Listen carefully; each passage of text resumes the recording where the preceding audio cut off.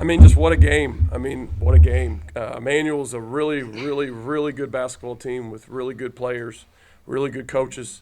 It's just another really, really, really good college basketball game. And I feel lucky that we came out on top. And it was another back and forth, back and forth. I mean, at no point you really felt like anybody had an advantage. Everybody kind of made their runs. But I was proud of how we gutted it out. Another situation in overtime where I was the most confident guy in the room because I know what we've done in overtime and I know what we've consistently been able to win in situations like that.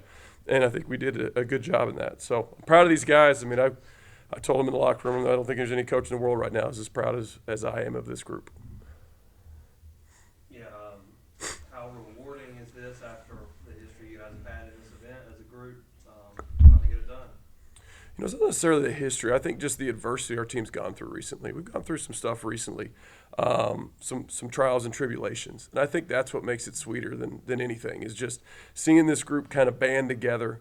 The guys in that locker room that's been in the gym that was there in that practice Monday morning, we really got after them and we really challenged them. And seeing guys step up and, to me, take ownership of this program. We've got a great class of juniors, and seeing a guy like Nygell Verdier and all that work he does extra on the side, working against a pad, and to see that pay off down the stretch of an overtime game.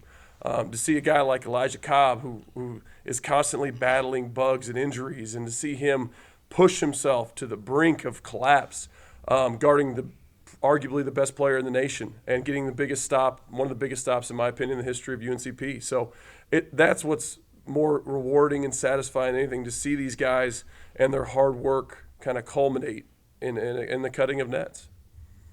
Coach Elijah had a freak play yesterday to sort of win the game, and we said again today you probably had a freak play to put that dunk to really grab momentum like he did yesterday. You said yesterday that you think he's the best player in the region, and today he sure played like it. Not just the dunk, but the entire game. Just sort of speak on him and what it's like to coach him, and then Elijah just respond with like what it felt like to have such a big moment in the game. Yeah, I mean, I don't want to tear up talking about E-Man and the journey he's been through to be on this stage and to see him do what he does. I mean, I'm so proud of him because he's been through as much adversity as anybody in that locker room. And I told him 2.5 years ago he's sitting at home trying to take online classes with a bum knee, and to see him get the MVP and cut down nets, I mean, it's incredible. And I'll say it till I'm blue in the face, I think he's the most talented player in the region. And I think he's starting to realize that too. And we're a pretty deadly team whenever he has that killer instinct like that I talked about. And if he can consistently do that, there ain't nobody that's going to match up with him. I don't care who it is. Well, I would like to put on my teammates and my coaches. From the beginning, they believed in me. And I feel like that just helped along the season. And it prepared me for this moment, I think. So I just fighting through adversity, doing my job, and just trying to make my teammates better. That's all I'm trying to do, Not just the putback dunk, but also the block of KJ at the end of regulation too. Take me through that play. Just do what I do. I mean, I'm defensive player of the year for a reason, so just, I'll just do what I do. I mean, I don't know. Last possession, the overtime. They got a good look with KJ, but take me through that possession, or anybody that wants it, and then also just the emotions as time expires there. Yeah, go ahead. Honestly, once I seen the ball come off the rim, I just knew the only thing we had left to do was to get the rebound. We win the game. So he's a great player, so I'm glad he made, that's a shot that he usually makes. So I'm glad he missed it, and we got the rebound, sealed the deal.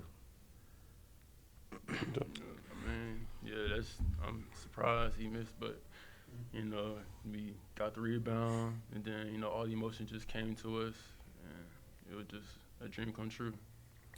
To me, it's kind of, I would say poetic, but you got the player of the year in the league facing the defensive player of the year in the league to win the league. I mean, it's just kind of a script Hollywood would write. And like they said, KJ did not miss a free throw tonight. I mean, he had 31, and I felt like we had defended him as well as anybody. So he's a phenomenal player, and and in the past, honestly, in most of the games we've played with him, played against him, he's made that shot. I mean, most of the time. But the thing when these guys step on campus in August and September, the thing we pound in their brain is the way you win championships is defense and rebounding. And ultimately, another kind of poetic is for us to win a championship, we had to get a stop against the best player in the country, and we did, and we found a way to do that. And Dallas Gardner, freshman, made some massive plays tonight. What do you think he does differently to sort of set him apart as a freshman? I think difference is a key word. He's a different dude, and I think that's a good thing. He's never really high, too low. There's been times this year I've really challenged him, and there's been times he's responded and not responded. But having a guy like Nygell over here that was in that similar boat, I mean, I think Nygell, after a practice where I absolutely destroyed Dallas verbally, Nygell grabbed him and talked like, hey, he sees the potential in you. He wants you to be great, and we're going to need you to be great for us to be successful. And I think since then he's taken strides. And Dallas has never been afraid of the moment. I think he must have, said a couple prayers, knock in 2 threes in a big game like that.